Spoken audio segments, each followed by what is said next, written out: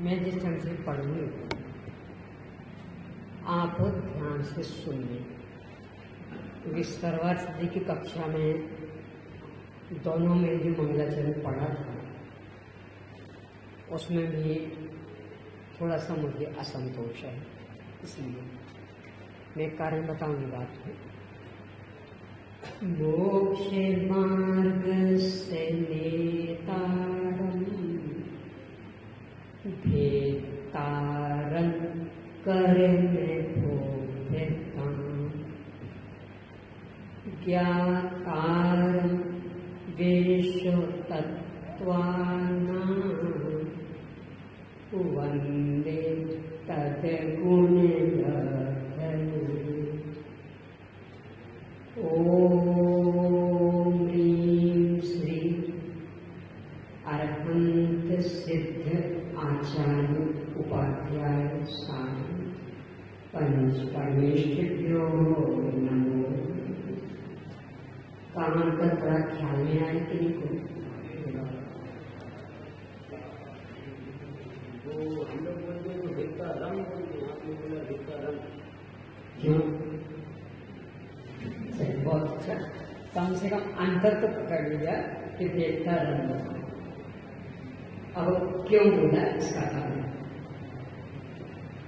व्यंजन संधि का नियम। यदि आधा अनुनासिक है, आधा अनुनासिक समझ रहे हैं, आधा आधा आधा ना आधा ना आधा म ए आधा अनुनासिक। सामान्यतया बिंदी हल करके लिखते हैं, तो बिंदी तो सबकी एक सी रहेगी, यानी आधे ना की भी वैसे बिंदी, आधे माँ की सबकी एक सी बिंदी, परंतु उस बिंदी के उच्चारण के समय सावधानी रखनी पड़ेगी। वो क्या कि उस बिंदी के बाद किस वर्ग का व्यंजन है, वो जो बिंदी आ गई उसके बाद किस वर्ग का व्यंजन, तो ये तारन कर्म मतलब कवर्ग का व्यंजन, कवर्ग का व्यंजन उसके बाद, इसलिए उस अनुस्वार का कवर्ग का पंचम वर्ण वो आधा भूल जाए। देखो ऐसा कंकण कैसे लिखेंगे? कंकण का ऊपर बिंदी फिर का, तो कंकण को नहीं बोला बिंदी में, कंकण को नहीं बोला, कंकण को बोला, क्योंकि बाद में का है ना, इसलिए बिंदी का उच्चारण कवर्ग का पंचम वो आ गया, तो कखगा इसलिए कंकण, कंकण नहीं बोलेगा, कंकाल, यानी वही यहाँ ये तारन कर, क्योंकि का है तो कवर्ग का पंचम है, तारन कर। मंगल, तो मंगल को नहीं बोले बिंदी है ना, तो मंगल क्यों? सब कवर्ग का है ना, कवर्ग का व्यंजन, तो कवर्ग का व्यंजन होने से बिंदी का उच्चारण कवर्ग का आधा पंचम अक्षर, इसलिए मंगल, कंकाल। ख्याल में रहेगा, ऐसा हर एक में ध्यान रखें। ये जो संस्कृत उच्चारण करते भक्तामन स्तोत्र आदि में, महावीराष्टक स्तोत्र आदि में, तो उनमें हर एक, यानी यदि अनुस्वार आया है अथवा आधे अनुनासिक, पूरा अनुनासिक है तब फिर संधि नहीं होगी, व्यंजन संधि, आधे है तो संधि होगी। यदि अर्ध अनुनासिक है अथवा फिर अनुस्वार है, तो उसके बाद किस वर्ग का व्यंजन, ये देख करके उस अनुस्वार का उस संबंधी पंचम का उच्चारण होगा। यानी आगे आगे मतलब उसके बाद, यानी कम का, तो का ऊपर बिंदी फिर कम, एक बाद में का आया तो इस बिंदी का उच्चारण मानी होगा, तो कख गघ वो होगा, तो कम काल ऐसा होगा, कम काल ऐसा होगा। वही भेदारम कर्म हो गया, क्यों कि बाद में क है तो क का पंचम है, अर्ध पंचम है, वो उच्चारण होगा। अब ये सूत्र यदि आप भक्तामन स्तोत्र आदि को उच्चारण में भी लगाएंगे, महावीराष्टक स्तोत्र आदि के में भी, तो जो एक सम्यक ज्ञान के 8 अंग, उनमें सबसे पहला शब्दाचार, यानी शब्दों का उच्चारण सही ढंग से करना, तो वो पद्धति अपनी सुधार सकेंगे, उस पद्धति में अपन व्यवस्थित ढंग से प्रवृत्ति कर सकेंगे।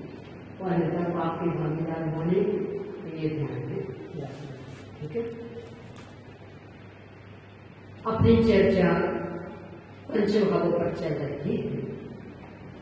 भाव संबंधी सामान्य जानकारी, भाव शब्द कैसे पढ़ना और पंच भावों में भाव शब्द कौन स्थान देना, इस संदर्भ में कल पहले देखा था कि 9 आगम भाव निक्षेप वाला भाव यहाँ लेना। 9 आगम भाव निक्षेप मतलब कि तद्रूप परिणमित उसका वेदन करने वाला आत्मा, यानी उस पर्याय से परिणमित भी और बराबर उसका वेदन कर रहा, उसका अनुभव कर रहा, उसको भोग रहा, वैसा आत्मा यहाँ 5 भावों के संदर्भ में लेना। निक्षेप की चर्चा तो बीच में आ गई थी, वो मूल विषय नहीं थे, इसलिए उसको दोहरा के नहीं। क्योंकि ये 5 भाव अपनी अनादि अनंत परिणामों को कर्म सापेक्ष देखने से प्रकट हुई। ये चर्चा अपन पहले कर चुके। ये 5 भाव अपनी अनादि अनंत परिणामों को कर्म सापेक्ष देखने से प्रकट हुए हैं, इसलिए इन्हें समझने के पहले इस संबंधी थोड़ी सी कर्म की चर्चा अपेक्षित है, उसे अपने करना। लगभग एक चार्ट दोनों तरफ का आप लोग का बन गया होगा, यदि नहीं बना तो बना नहीं। आज की कक्षा पूरी इस पर ही निर्भर रहेगी और आगे का विषय भी पूरा इस पर निर्भर रहेगा। और फिर चूंकि ओवर आने के विषय के लिए मेरे बोर्ड खाली भी करना, तो फिर इस साथ ही कर दिया जाएगा। तो जिनका रह गया आपको इन नियम से बना के पीछे तरफ भी है, पीछे तरफ का यानी दोनों तरफ है, तो पूरा अपनी कॉपी पे उतार दीजिए। अभी ये उल्टा कर दिया सीधा, मतलब पीछे वाला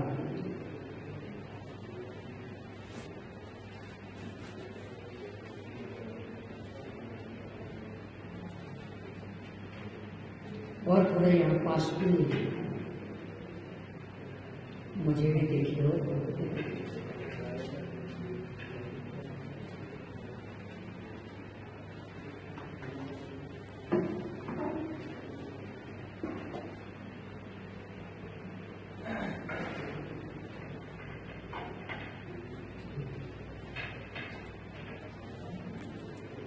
वहाँ पीछे हो गया, चलो रह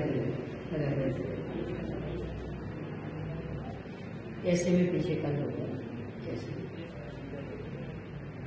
बस बस देखिए, अपने अनंत अनंत गुण कर्म संख्या की अपेक्षा, यानी जो परमाणु है उनकी संख्या की अपेक्षा अनंत अनंत, और अनंत अनंत संसारी जीवों के बंधे हुए हैं। इस अपेक्षा से भी देखें तो अनंत अनंत, परंतु अनंतानंत को जानना, समझना, कह पाना अपने वश की बात नहीं है। तो अनंत अनंत अपने गुण में और कर्म में, पर ना हम जान सकते हैं, न समझ सकते हैं, न कह सकते हैं, इसलिए अनंतों की चर्चा नहीं। इसके बाद अपने जिन विकारी भावों का निमित्त पाकर कारण वर्णना कर्म बदलती है। अपने जिन विकारी भावों का निमित्त पाकर कारण वर्णना कर्म बदलती है। वे विकारी भाव है असंख्यात लोक प्रवृत्ति। वे विकारी भाव है असंख्यात लोक प्रमाण। अपने जिन विकारी भावों का निमित्त पाकर कारण वर्णना कर्म रूप बदलती है। वे विकारी भाव है असंख्यात लोक प्रवृत्ति। इस अपेक्षा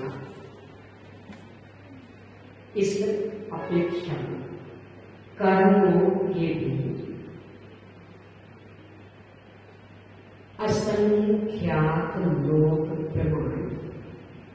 इस अपेक्षा कर्मों के भी असंख्यात लोक प्रमाण भेद हो जाते हैं। अब इनमें भी समस्या हुई कि अपने में असंख्यात लोक प्रमाण भेदों को जानने की क्षमता नहीं, कोई कह भी नहीं सकता उतना। इसलिए यहाँ उनकी भी चर्चा नहीं, यानी अनंत की भी चर्चा नहीं, असंख्यात की भी चर्चा नहीं। अपने को कुछ समझ में आ जाए, इसके लिए आचार्यों ने अति संक्षिप्त पद्धति अपना करके कर्मों में से 8 कर्मों की चर्चा मुख्य। तो वे जो 8 कर्म हैं वे अपने 8 कर्मों से संबंधित, 8 गुणों से संबंधित। यानी जो 8 कर्म हैं ये अपने 8 गुणों से संबंधित। तो कौन सा कर्म किस गुण से संबंधित, सबसे पहले ये अपने को देखिए। तो ज्ञान गुण से संबंधित ज्ञानावरण कर्म, आमने सामने देखते जाइए। ज्ञान गुण से संबंधित ज्ञानावरण कर्म, दर्शन गुण से संबंधित दर्शनावरण कर्म, अव्यवहार गुण से संबंधित वेदीय कर्म, सुख गुण से संबंधित मोहनीय कर्म। अब इसमें भी थोड़ा सा समझ लें। जैसे कर्मकांड ने पढ़ लिया होगा तो उन्हें तो ये बात याद नहीं होगी। उसमें 7वीं 8वीं गाथा के विश्लेषण में ये विषय लिया है विस्तार से। जब कर्म संबंधी चर्चा होती है और मोहिनी के साथ सुख का संबंध बताया जाता है तो वह सुख शब्द 2 गुणों का वाचक होता है।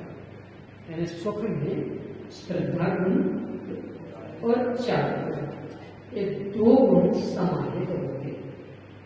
श्रद्धा गुण संबंधी दर्शन मोहिनी कर्म, श्रद्धा गुण संबंधी दर्शन मोहिनी कर्म और चारित्र गुण संबंधी चारित्र मोहिनी कर्म, दर्शन मोहिनी और चार मोहिनी दोनों मिलके एक मोहिनी कर और उसके अभाव में प्रकट होता अनंत सुख, इसलिए उसका संबंध सुख के साथ।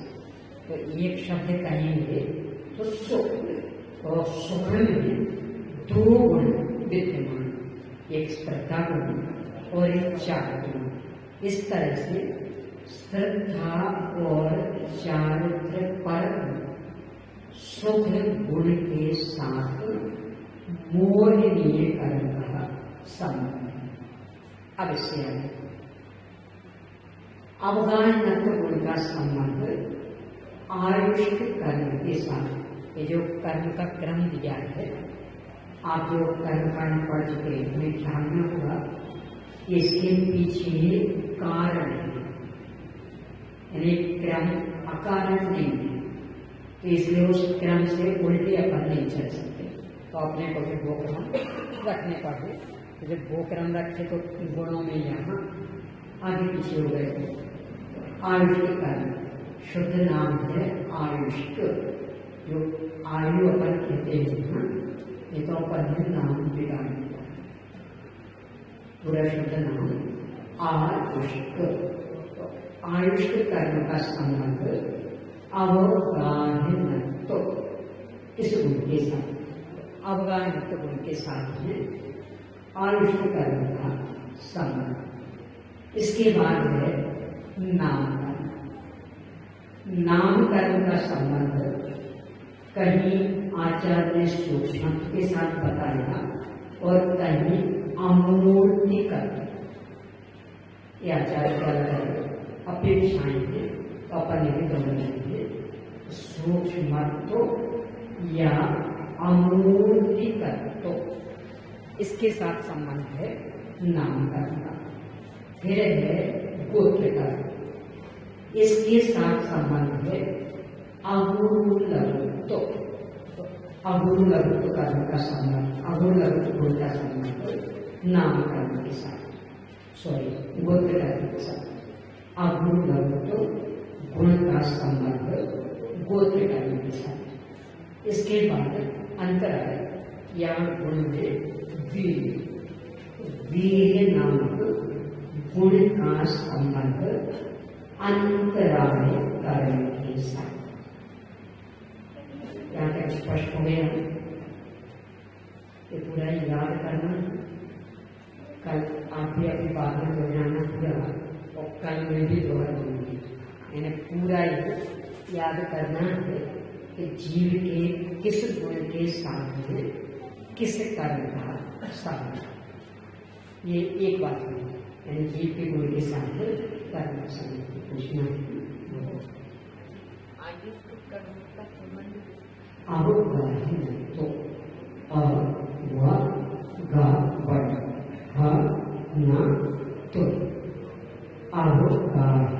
तो बाद में पूरा चार्ट बनाने के लिए यहाँ लिखा हुआ है, पूरा व्यवस्थित है इसके बनाने के। यहाँ तक स्पष्ट हो गया। अब चूंकि औपशामिक आदि चार इन कर्म सापेक्ष है, इसलिए कर्मों में से किस कर्म में कौन कौन सी दशा होती है, यदि ये अपने को ख्याल में आ जाए तो उस गुण संबंधी कौन सा भाव बनेगा, ये अपने को ख्याल में आ जाएगा। किस कर्म संबंधी कौन सी दशा होती है, ये अपने को ख्याल में आ जाए तो उस गुण संबंधी कौन से भाव बनेंगे, ये भी ख्याल में आ जाएगा। तो ये विशेष ध्यान रखना। ज्ञानावरण लेकिन ऐसा नहीं, दोनों तरफ से मिलेंगे, उससे विषय स्पष्ट भी हो जाएगा, याद भी हो जाएगा। पहले सीधा सीधा आठों ही कर्मों में उदय रूप दशा होती है। आठों ही कर्मों में उदय रूप दशा होती है, एक बात। दूसरी बात, आठों ही कर्मों में क्षय रूप दशा होती है। आठों ही कर्मों में 6 रूप दशा होती है। अब इन दोनों को एक साथ बोले, आठों ही कर्मों में उदय और 6 रूप दशा होती है।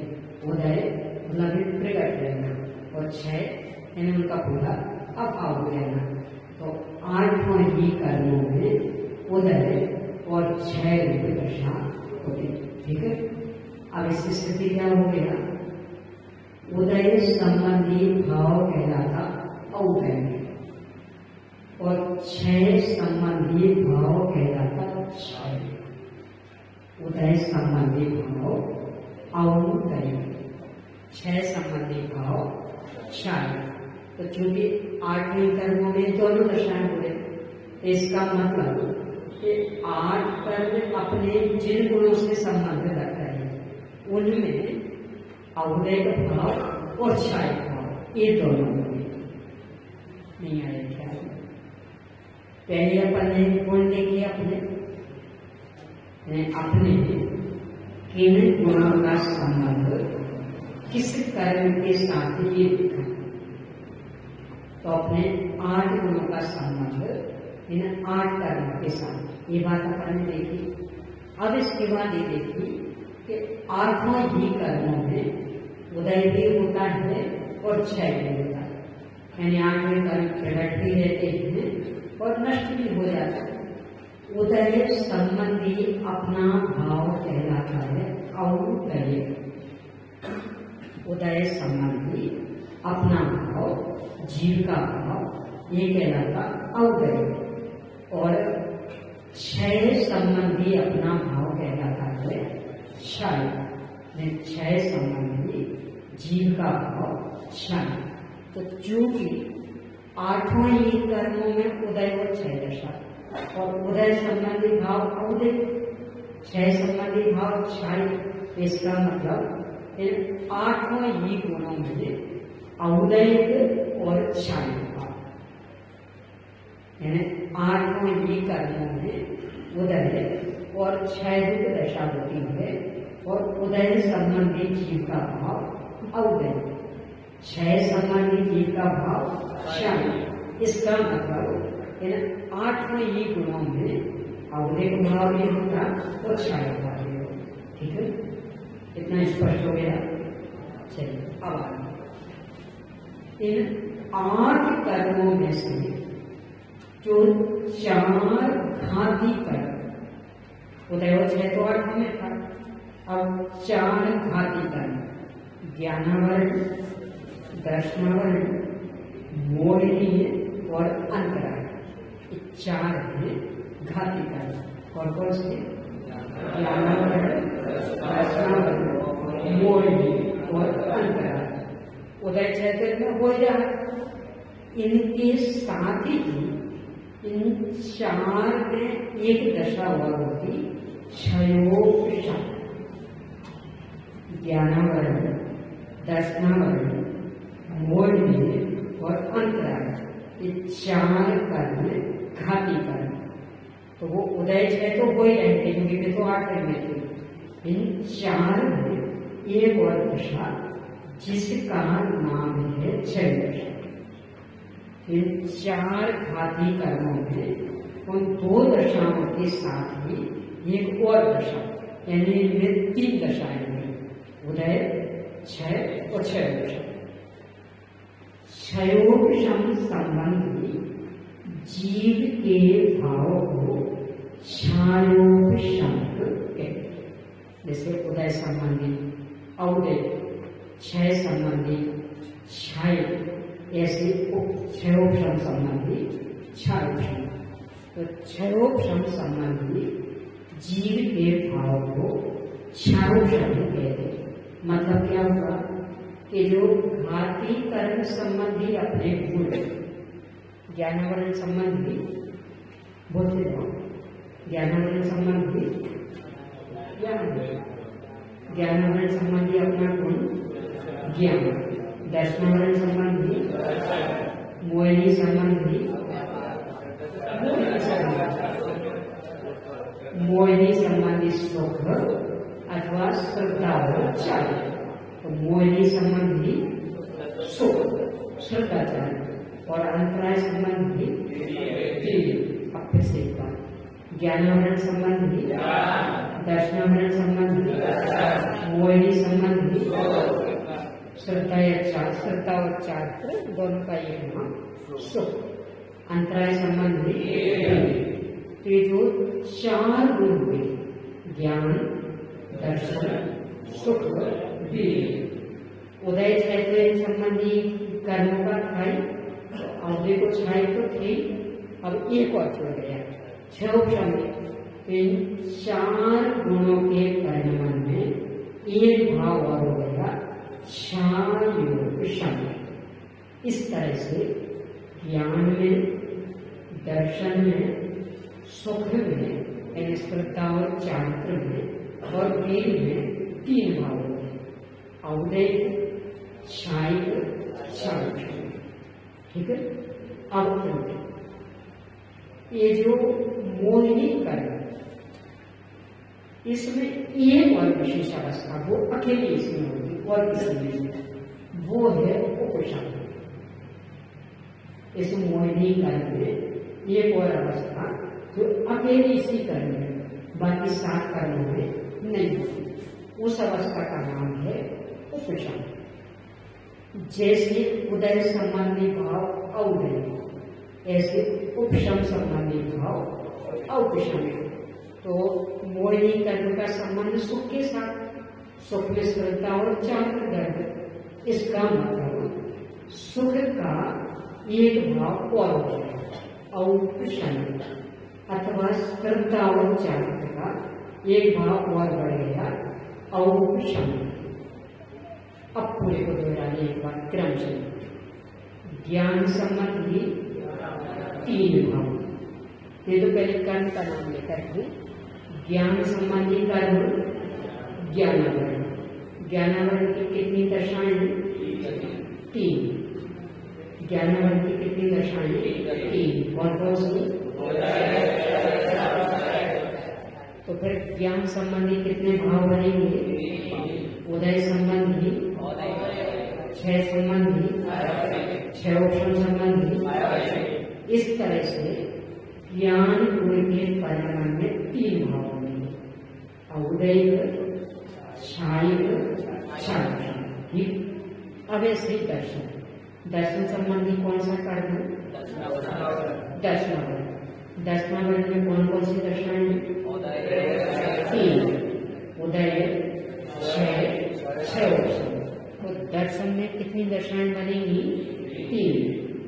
अवदय, उदय संबंधी अवदय, 6 संबंधी क्षायिक, 6 उपशम संबंधी क्षायिक। ठीक। अब वेदनी, किस उनके साथ संबंध? अव्याभात। अव्याभात उनके साथ वेदनी का संबंध। वेदनी की कितनी दशाएं? कौन कौन सी? 6। तो वेदनी का संबंध अव्याभात के साथ, अव्याभात में कितने भाव होंगे? 2। उदय संबंधी उदय, 6 संबंधी। अब आगे श्रद्धा चारित्र, सुख। सुख का संबंध किस कर्म के साथ? मोहिनी की कितनी दशाएं? 4। ये ध्यान रखना है। मोहिनी की कितनी दशाएं? कौन कौन सी? एक बार फिर से क्रमशः, तो उदय संबंधी श्रद्धा चारित्र का भाव अवुदय, उदय वो अलग अलग व्यंजन थे, यहाँ अवुदय। 6 संबंधी भाव उपशम संबंधी भाव, 6 उपशम संबंधी भाव। इस तरह श्रद्धा चारित्र अथवा सुख में 4 भाव, अवदय, क्षायिक, क्षायोपशमिक, औपशमिक। ठीक है। अब कहना किस कर्म के साथ संबंध? आयुष कर्म। किस कर्म के साथ संबंध? आयुष कर्म। आयुष कर्म की कितनी दशाएं? कौन कौन सी? उदय, 6। तो उदय संबंधी भाव अवदयिक, और क्षय संबंधी भाव। तो अवयनत्व गुण के परिणमन में कितने भाव होंगे? कौन कौन से? अवदयिक हो गए, क्षय। अब आगे फिर सूक्ष्मत्व या अमूर्तिकत्व, सूक्ष्मत्व या अमूर्तिकत्व किस कर्म से संबंध? नामकर्म के साथ। नामकर्म की कितनी दशाएं हैं? कौन कौन सी? उदय और क्षय। तो सूक्ष्मत्व अमूर्तिकत्व में कौन कौन से भाव होंगे? उदय संबंधी अवदय और क्षय संबंधी क्षय। ठीक है। अब आगे अगुरुत्व किस कर्म के साथ संबंध? गोत्र कर्म के साथ। गोत्र कर्म की कितनी दशाएं हैं? कौन कौन सी? क्षय। तो अगुरुत्व गुण में कितनी कौन कौन से भाव बनेंगे? अवदय गुण, क्षय। अब अंत में वीर का संबंध अंतराय कर्म की कितनी दशाएं हैं? कौन कौन सी? क्षय दशा। तो वीर गुण के कितने भाव बनेंगे? कौन कौन से? ठीक है। अब इसको आपको कंठस्थ रखना है, यानी भावों का सारा आधार ये रहेगा। यदि ये याद नहीं हुआ तो फिर भावों में व्यवस्थित कर नहीं हो पाएगा, बिल्कुल कंठस्थ। तो अब ये अपन ने इस ओर से देखा। अब सीधा सीधा 4 दशाएं किस कर्म में है? कौन कौन सी 4?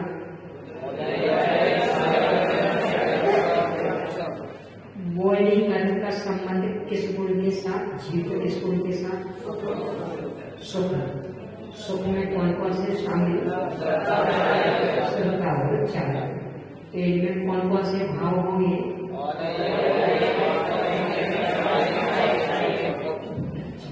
ये 4 भाव वाला बस एक, और 3 भाव वाले, 3 दशाओं वाले। तो 3 दशाओं वाले कौन कौन से कर्म हैं? इनमें अकेले 3 दशाएं। कौन कौन सी 3 दशाएं?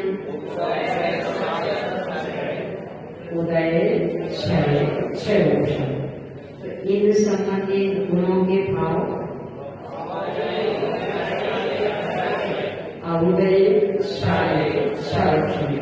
यानी ज्ञान में, दर्शन में और वीर में अवदय, क्षय और क्षय ये भाव बनेंगे। अब ये 3 वाला गुण है। अब 2 कौन कौन से कर्म ऐसे कि जिनमें 2 दशाएं? वेदनीय, आयुष, कौन कौन सी 2 दशाएं? उदय और क्षय। उदय संबंधी भाव, क्षय संबंधी भाव। तो अभ्यास में कौन कौन से भाव होंगे?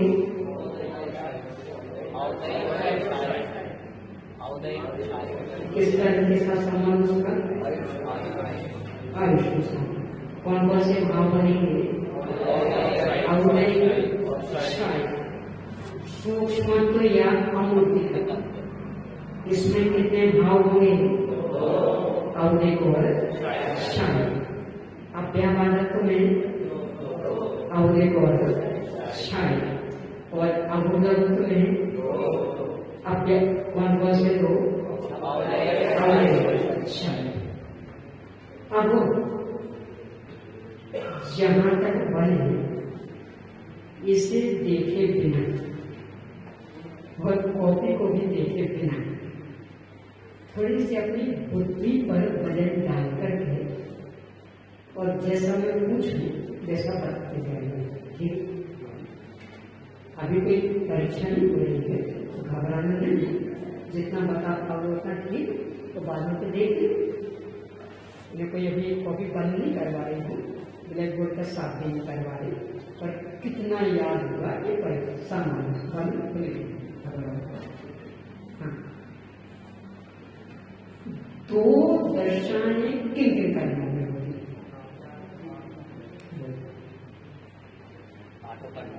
कौन कौन सी? औदैहिक और छायिक, औदैहिक और छायिक। कर्म दशा,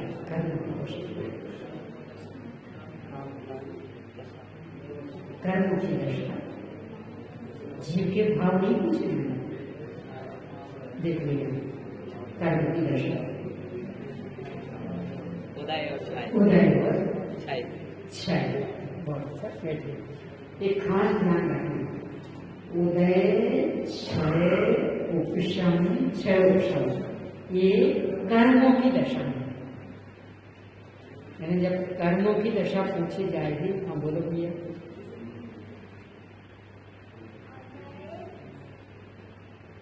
क्षय क्षय उपशम, चार दशाएं किन में होती हैं? चार दशाएं किन में होती हैं? मोहिनी कर्म में, मोहिनी कर्म में। अब और अच्छे से याद करना तो सुमन भाई साहब जैसे 10 रुपए का एक सिक्का हम भी दे दी, पूरा याद करना। अभी तो पापा ने बताया, तो अभी तो पापा को मिलेगा। आप पूरा याद करना तो एक 10 का सिक्का पापा ने याद कर दिया तो उनको दे दें। उनको 10 रुपए में थोड़ी काम चलेगा, तो 10 रुपए थोड़ी देंगे, उनको तो 1000 देने पड़ेंगे। आपको तो 10 में काम चल जाएगा।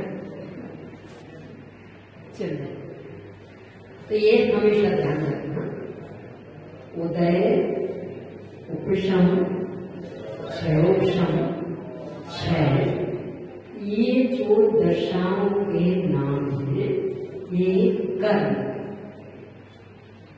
यानी ये दशाएं कर्मों की हैं।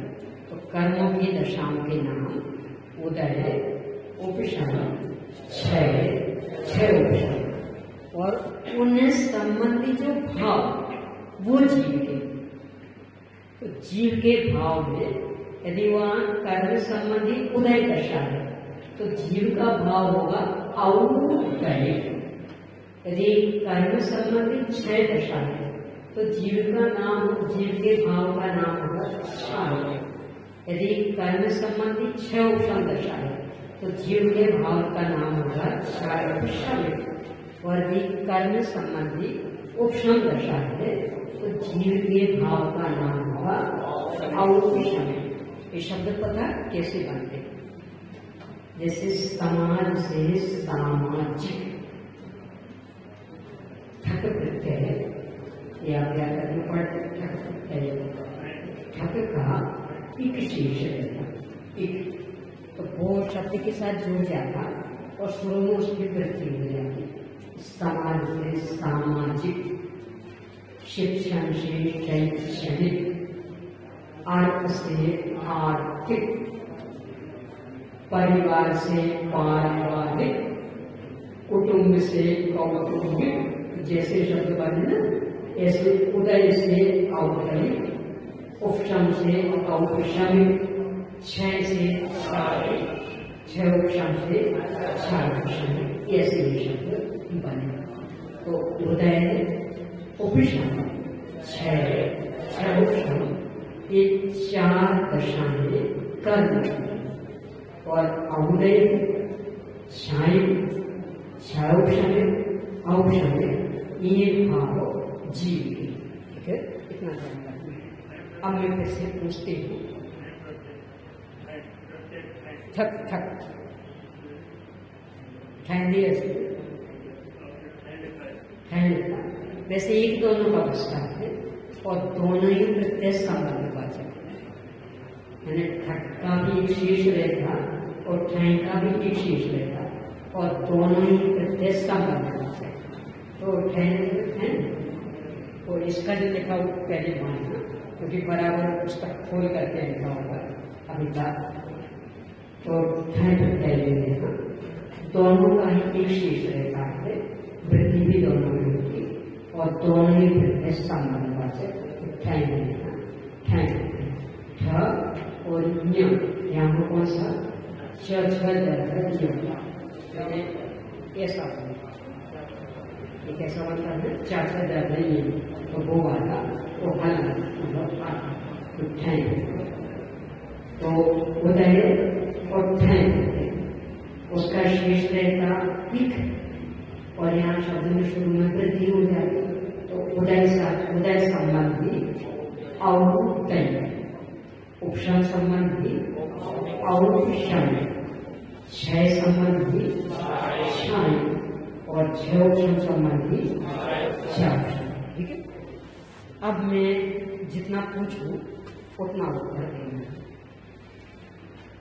उदय और क्षय रूप दशाएं किन कारणों के लिए होती है?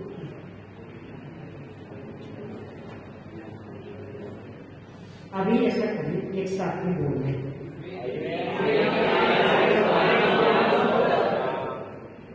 उदय और क्षय रूप दशाएं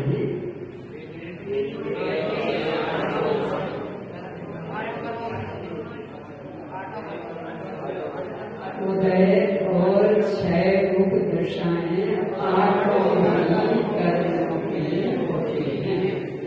उदय और क्षय रूप दशाएं आठों ही कर्मों की होती है।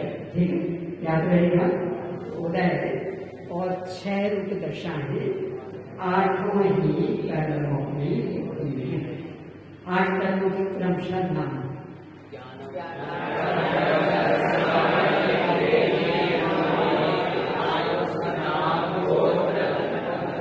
एक बार कैसे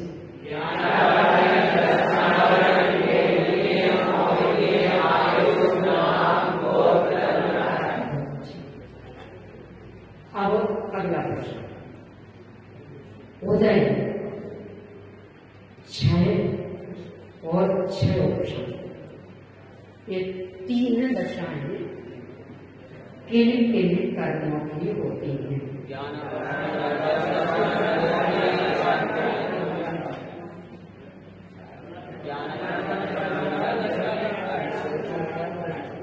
संक्षेप में पहले ऐसा बोल सकते, 4 घातिया कर्मों की होती हैं। क्या बोलोगे संक्षेप में? 4 घातिया कर्मों की होती है। उदय, क्षय उपशम, ये 3 दशाएं 4 घाती कर्मों की होती है। ठीक है, 4 घाती कौन कौन से?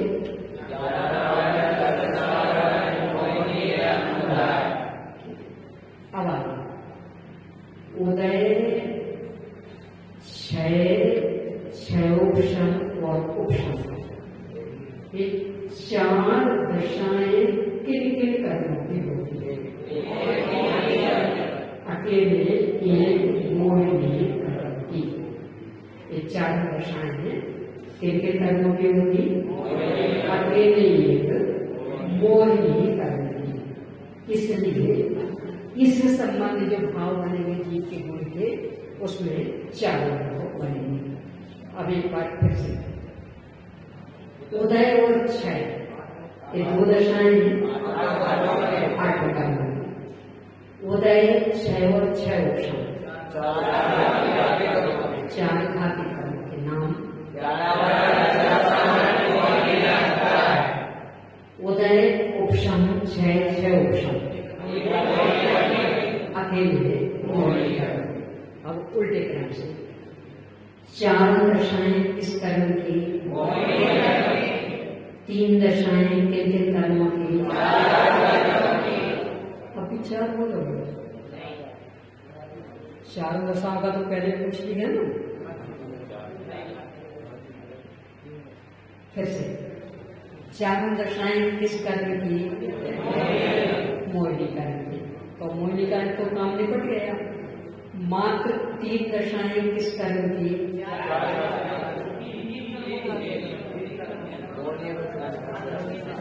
अरे मोहिनी तो 4 में आ गया ना, जब 4 में आ गया पूरा, 3 में कैसे गिनोगे? है ना? 4 दशाएं अकेले मोहिनी करनी, तो मोहिनी तो 4 में आ गया। अब मेरा अगला प्रश्न कि 3 दशाओं वाले कर कितने होंगे? कौन कौन से? ये बात ख्याल में आ गई। उल्टे क्रम से चलेंगे तो चूंकि 4 3 इस रूप में, तो मोहिनी कर में तो 4 हो गए, तो उसका हिस्सा अलग हो गया। अब हो गया। अब जब 3 को लेंगे तो फिर अलग से मोहिनी नहीं गिनेंगे, 4 को लेंगे तो उसमें मोहिनी गिन लिया। तो 4 दशाएं किसकी? मोहिनी। 3 दशाएं अंतर। अब और ध्यान दें, 2 दशाएं किन किन करनी?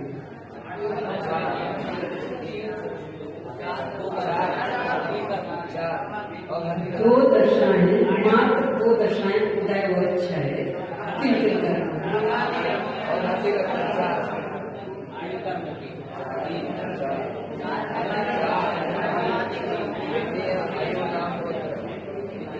सुनिए सुनिए सुनिए, देखो ऐसा है,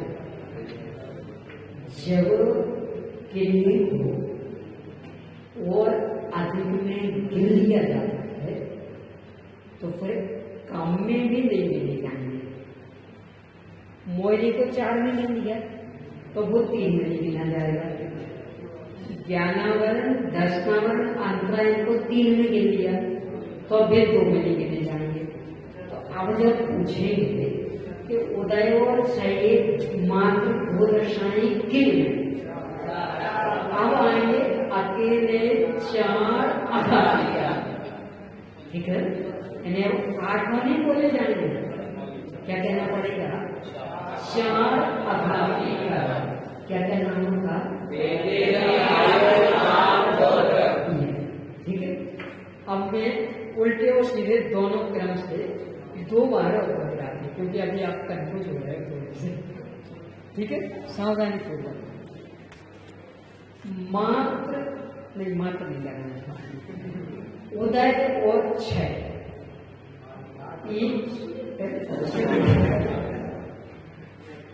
उदय और क्षय ये 2 दशाएं किन किन? पक्का?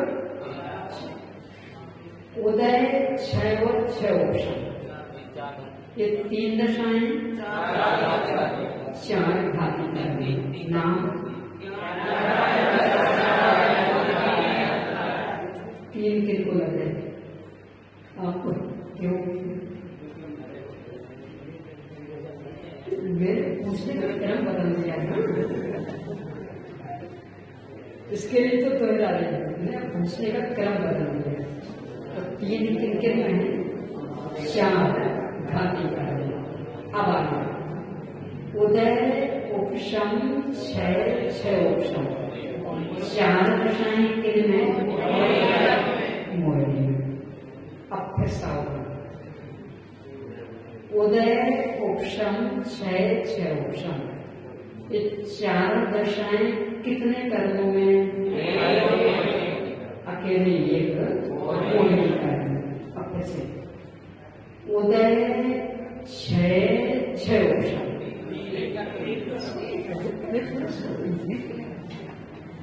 उदय क्षय उपशम। भैया पूछे, उदय क्षय उपशम, ये 3 दशाएं कितने और कौन कौन से कर्मों में?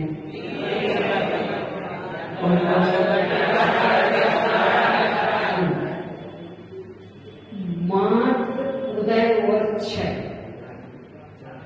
ये 2 दशाएं कितने में? कौन कौन से? अब एक बार और दोहराने पक्का हो जाएगा, है ना? अब बिल्कुल कंफ्यूज नहीं होगी। उदय क्षय, ये 2 दशाएं किन किन कर्मों में होगी? 8 में 4 में।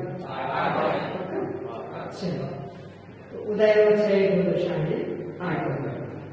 उदय 6 ऑप्शन, ये 3 दशाएं, 4 घाटी का नाम,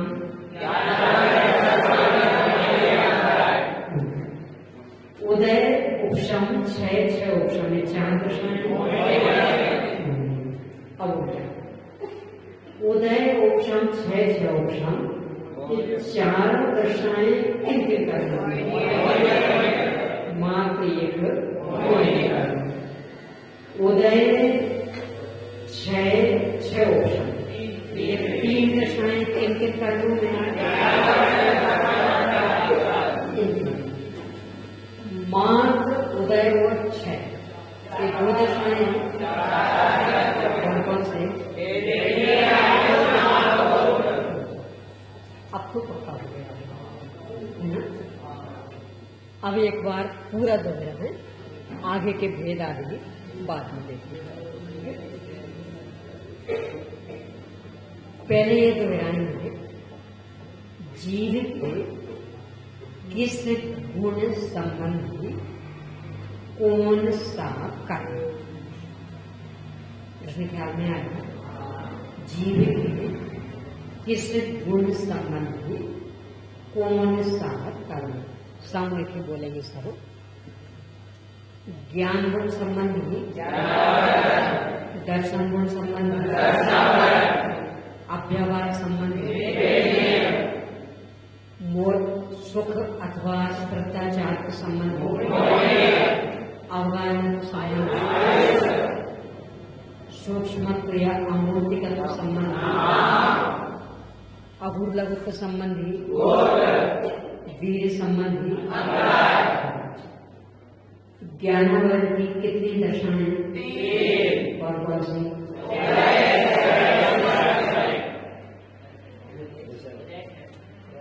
ज्ञानावर की कितनी दशाएं, और कौन सी, दर्शनावर की कितनी दशाएं, और कौन सी, वेदनी की कितनी दशाएं, और कौन सी, मुझे लगा पीछे और सब भी साथ में हो जाएगा, अब तो सफल। मोहिनी की कितनी दशाएं, और कौन सी,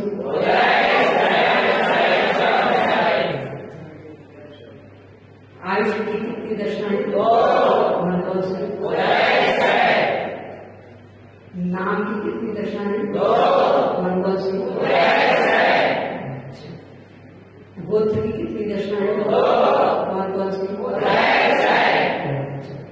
अंतराय की कितनी दशाएं, और कौन सी, ये अपने 3 खंड की चर्चा हो गई, ठीक है। अब इससे जुड़ा 4था खंड जो अपन चर्चा कर लीजिए कि जितनी जिसमें दशाएं, बस उस संबंधी भाव उतने, सीधी सीधी सरल चर्चा, यानी जिस कर्म की जितनी दशाएं हैं तो उस संबंधी गुण अपने को पता लग गया, तो उस संबंधी भाव उतने, तो अब क्रम से लेंगे। ज्ञान संबंधी कितने भाव होंगे, एक ऊपर वाला याद रखना, क्या लिखा ऊपर, सबसे ऊपर,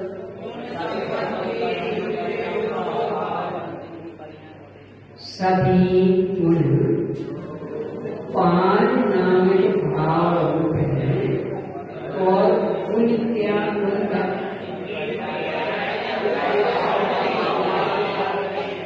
आप पढ़ के बता क्या लिखा होगा। सभी गुण तो पारिणामिक भाव रूप हैं, परंतु इनकी पर्याय औदायिक भाव आदि। बैठिए। तो ये जो अभी अपन भाव देखेंगे ना, ये उनकी पर्याय होगी, एक हमेशा ध्यान में रखना। तत्वा सूत्र में आपने पढ़ा है, सद्रव्य लक्षण उत्पादक, मेरा उच्चारण सुनो, उत्पादव्य द्रव्ययुक्त सत्, उत्पादव्य द्रव्ययुक्त सत्। इसमें भी अनुस्वार का, अनुस्वार के बाद यदि तीनों शब्द में से कोई सा भी शब्द है तो अनुस्वार का उच्चारण हमेशा अध न होता, यानी तवर्ग का अर्ध पंचम ये होता, ये हमेशा कहेंगे। यानी अनुस्वार बिंदी, बिंदी के बाद कोई सा भी शब्द, तीनों में से कोई सा भी आगे तो बिंदी मतलब अनुस्वार का उच्चारण हमेशा उस संबंधी इस न, यानी चाहे वो काला पेशाब हो, चाहे मूर्धन हो और चाहे दंत पेशाब हो, हमेशा आगे न का उच्चारण। ठीक है, ये क्या करेगा तो वही यहाँ वो तो पादम प्रियत द्रव्य युक्तन यानी बिंदी का उच्चारण आधा न, क्यों बाद में स्टार्ट है इसलिए, और एक जोड़ाक्षर है इसलिए बला था उन पर बल ज्यादा पड़ता, तो उत्पादक बेहद द्रव्य युक्त सब एक वस्तु मात्र का लक्षण, यानी प्रत्येक ही वस्तु स्थायी रह करके निरंतर बदलती है और निरंतर बदलते हुए स्थायी रहती है। आपके बचपन की फोटो क्या आपकी है? आपकी और एक भाई बहनों की छोटी की फोटो नहीं, आपके नहीं, कभी भी छोटी की फोटो नहीं, और मम्मी पापा की है, कितने छोटे की आपकी, कितने बच्चे? 4-5 साल के, इतने से रहे होंगे 8 अभी तो इतने लंबे होंगे, है ना? आप अपनी फोटो सुनिए, आप अपनी फोटो को देख करके पहचान लोगे कि मेरी, कैसे पहचान? फोटो देखने से हो और देखने लगते हो।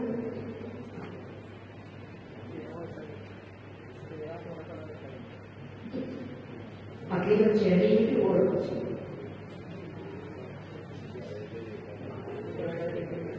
चेहरा तो बुरा है, बचपन में हाथ काले काले रहे, तो बचपन में हाथ नहीं रहा, तो चेहरा देख के आप कैसे करें? सब कुछ नहीं, पेट पैर सब नहीं,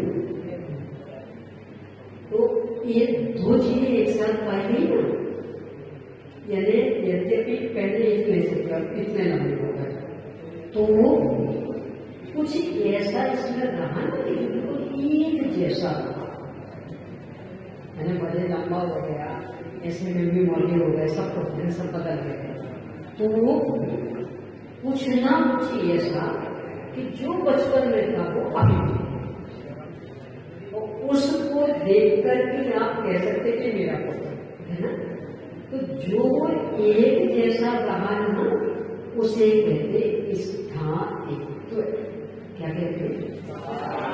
और जो एक बदल गया, यानी फोटो इतने 4-5 साल में और अब इतने लंबे, इसलिए कहते हैं परिणामशीलता।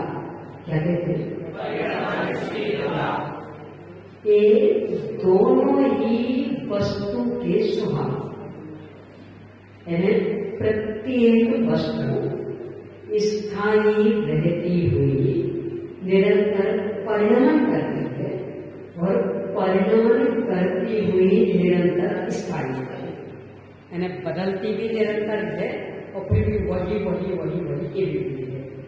जैसे आकार प्रकार बदल गया, लंबे हो गए, मोटे हो गए, जवान हो गए, पहले बच्चे थे, बदल गए, पर ऐसे ही बदलने की पहचान नहीं आपको, इसका मतलब वही की वही रहे, तो वही के वही रहते हुए निरंतर बदलते रहना ये वस्तु मात्र का स्वभाव, यानी प्रत्येक चीज का स्वभाव, क्योंकि अपन भी एक वस्तु जीववेद वस्तु, उसका भी स्वभाव।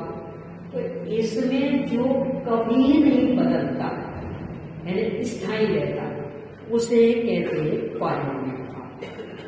तो वो तो हर एक में निरंतर विद्यमान, और जो निरंतर बदल रहा उसमें ये भेद पड़ेंगे अवदेगामी, यानी अपने में जो स्थायी रह रहा, बिल्कुल नहीं बदल रहा, उसमें लागू पड़ेगा पारिणामिक भाव, और जो निरंतर बदल रहा है उसमें लागू पड़ेंगे अवदेगामी भाव।